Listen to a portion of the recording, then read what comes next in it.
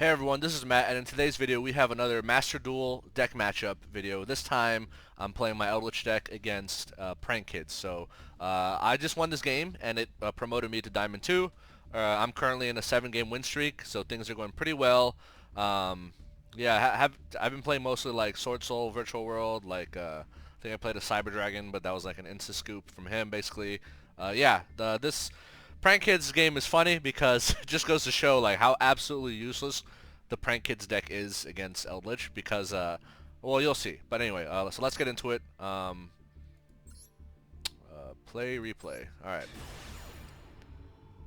So I do lose a coin toss, and he makes me go second. So Prank Kids player's dream is going first against an opponent with no hand traps, because I don't run hand traps in my deck other than Maxi, but you know, Maxi doesn't really count. It's more of an optional hand floodgate. Anyway, so yeah, I open pretty well. Lord of the Heavenly Prison, always good to have an opening hand to protect your back row. Pot of Extravagance, always good to have a draw, right? Torrential is good for board wipe. Trap Trick is fetching whatever trap I want. Imperial Order, better going first, because like in this case he's going to set up all his Prank Hit spells, and he's going to be able to use Pandemonium before I can flip Imperial Order. So Imperial Order, not that big impact, but it does mean that on his turn I can stop any spells he attempts, like Prank Kid's Palace, Prank Kid's Pranks, or maybe another Prank Kid's Pandemonium. Anyway, so let's see what he does. Very standard Prank Kids BS, like he's just going to summon all his names, make his ideal end board, which is Bow Wow with set Pandemonium. It's really funny how you know, Prank Kids spend all these cards and effort and energy on bringing out the Battle Butler, a monster whose only ability is basically Raigeki, like a quick effect Raigeki, against a deck that doesn't freaking summon monsters. It's just funny. It's like, I don't know. It's a completely the strategy that's completely ineffectual against my deck, right? So yeah, like who really needs hand traps here? Like, have a field day, Prank Kids player. Do whatever your heart desires, because it's not going to matter. All right, so there's the first Pandemonium. Yeah, we're gonna get the Rocket Ride. Okay. I legit, like, during my opponent's turn here, when I was playing this game, I just, like, went to take a dump, and then grab some water from the kitchen, and then when I came back, he was still comboing. Like, that's the thing with combo decks. They just spend so much time on, like, relatively low amounts of power level, if you really think about it. It's like, all this just for one Battle Butler, right? Battle Butler's not even that great of a card. It's like, okay, you get a quick effect Raigeki, that's, like, not once per turn. And, you know, you don't have to tribute yourself if you know, you have a meow meow in the graveyard. Right, so I'm gonna go ahead and draw a card, and I'm gonna get Dogmatic Punishment, which is nice. And he shotguns the Bow Wow, which will return 2 of his prank names. So he has the fusion material for his Battle Butler. He has follow up, and all his Prank Kids monsters are immune to card destruction effects this turn. And in the graveyard, he does have a meow moo, which means he can stop his Butler from tributing itself. So basically, his Battle Butler has 2 quick effect Raigekis, which doesn't really matter, because look at my hand. Speaking of look at my hand, check this out. So I'm going to go ahead and play Pot of Extravagance. Remember, I play 2 of in this deck. And look what I'm going to draw. I'm going to draw into Pot of Duality, right? See, this is why I love Pot of Duality, right? Like, because so often, back in the day before I started playing Duality, like, I would play triple Extravagance, just like every Eldlich player, right? And I would often either open my hand with 2 Extravagance or play Extravagance and draw into Extravagance, and that just sucked, right? But now I'm drawing into Pod Duality, which is just, you know, a nice little card. It's not, you know, it doesn't conflict with Extravagance. It's just great, right? I wouldn't be able to do this if this was a second Extravagance. And remember, I run 2 Extravagant, 2 Duality in my deck, and I often see this happen, where I basically get to play both pots. All right. Let's see what I'm going to fish for. Skill Drain, always good. Gozen Match, even better. And then Huaquero. So yeah, Gozen Match. So Skill Drain, not as good against Prank Kids, because a lot of the Prank Kids monsters, they tribute themselves for cost. They get themselves out the field, so their effects can go through. But Gozen match, yeah, there's no playing around it. Gozen match will single-handedly just end a Prank Kids player's entire existence, right?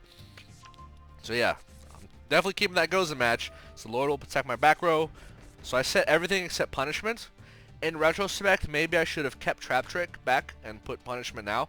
Because, like, you know, punishment is better spot removal. But also, like, I don't know. I kind of have like every trap I need. Like, what would I really trap trick into? Like, D barrier does nothing. I guess there's Ice Dragon's Prison, but I don't know. I feel like I already like the trap trick was an unnecessary set. I could have just set 4 and passed, right? But yeah. So I'm gonna go ahead. So he knows I have Gozen match. So he's gonna Pandemonium, fuse these into the Battle Butler. Yep. Which, honestly, like, ooh, so scary. I don't care. Oh, look at all these card effects and chain links. Gee, I wonder who's gonna win this game. Like, why go through so much effort when you can just set a few cards and pass, right? All right. So he summons Dropsies and he summons 2 Fansies. And the reason he opts for Fansies is because it's a wind. He knows I have Gozen match and he plans to keep wind once you know once I flip it. And for those who don't know, the Doodle Doo is also a wind, right? So it's fairly like once a Prank Kids player's board is set up, they can technically sort of play around Gozen because they can just stick to wins, but I have board wipe. So as soon as I wipe his board, he will not be able to make any more plays because he needs to be able to go into different attributes. So alright, so on draw phase, I'm going to shotgun Gozen match. Be like, alright, get rid of your Dropsies. Keep your win, right? Go ahead and summon your Doodle Doo. Yep, here comes the Doodle Doo, right? And now, yep, so he's going to do that. And then I'm going to Torrential Tribute. The reason being, like, once I clear these monsters off the field, what the F, like, what the fuck else is he going to do? Like, he has nothing left after this, right? He can't, I don't think he'll be able, he'll definitely not be able to make Battle Butler again, because he might have to go into more than just wind monsters. But also, I have Imperial Order set, so it's like, okay, good luck playing Pandemonium. I'm going to save, like, Imperial Order for your Pandemonium, basically. And I also have Trap Trick, so I can go into Ice Dragons if I really need to. So, yeah, this game is over. He's going to, like, stall it out a little bit more to see if he can make more plays, but it's not going to matter. He's going to grab Pandemonium. It doesn't matter. Like, what are you going to fuse, right? And then, Battle Butler being destroyed will let him get his Doodle Doo. I'm just going to summon the Lord of Heavenly Prison here. He maxes. I'm not going to bother Solemn Striking because I'd rather save Solemn Strike for something better. So yeah, Lord is going to come down and it's going to grab my Eldlich. The reason I don't grab one of my pot cards is because I have Imperial Order set and I'm expecting to need to flip this. So normally, if I didn't have Imperial Order, I would set Pot of Extravagance here. But because I have Imperial Order, I'm like, okay, if I set Pot of Extravagance, I probably won't be able to do anything. So then again, because of Gozen match, I won't be able to sell Eldlich as long as this dude's on the field. So, but whatever. Yeah, he just surrenders because yeah, what is he gonna do? He can't do anything. So like yeah. He summons Battle Butler, right? Let's just walk through it. Or I guess he plays Pandemonium. I chain IO, and then maybe he tries to go into the Link 4 Prank Kids, the dragon one that clears back row. I don't know how he gets to that because I'm pretty sure it's a water monster, and he would need like 4 water monsters to get to that. But if he somehow got to that, I saw him strike it, right? Like there's no scenario where this dude wins. Like, the IO was kind of overkill. Like, Gozen match is just single-handedly wins everything. It's, like, against Prank Kids. It's hilarious. So, yeah, it's like some people, I'd be seeing Eldlich decks, like, running 3 Ash Blossoms. Like, why run 3 Ash Blossoms where you can run 3 Gozen match? Like, I never understood. Like, Ash Blossom stops, like, 1 card.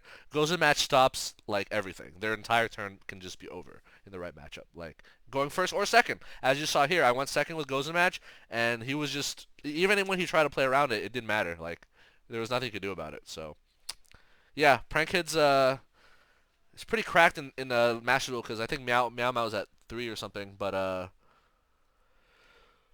yeah, it's, it's a very easy matchup. Like, yeah, like Battle Butler is just against Eldlich is just like a 3K beater. It doesn't do much else, honestly. Anyway, yep. So that was that. Thanks for watching. Hope you learned something. I'm gonna keep grinding. Probably later. Yeah, Diamond 1, just 5 more wins, and then I'll be there. Yeah, stay tuned for the next video. Maybe I'll post another interesting deck matchup if I run into one. Peace.